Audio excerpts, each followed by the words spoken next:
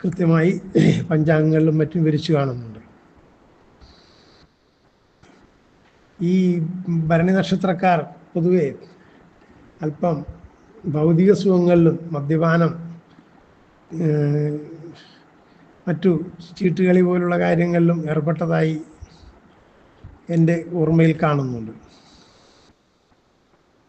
ഈ നക്ഷത്രക്കാർ ചന്ദ്രൻ രാഹു ശനി ദശാകാലികർ വിധിപ്രകാരം ദോഷപരിഹാരം അനുഷ്ഠിക്കണം. ഭരണിപൂരം പൂരാട ഈ നക്ഷത്രങ്ങൾ ക്ഷേത്രദർശനം, വ്രതാനുഷ്ഠാനങ്ങൾ തുടങ്ങി വയ്ക്കുന്നവ, മഹാലക്ഷ്മി ഭജനം, അന്നപൂർണേശ്വരി ഭജനം തുടങ്ങിയ ഭരണനക്ഷത്രം അനുഷ്ഠിക്കുന്നത് ഫലപ്രദമായിരിക്കും.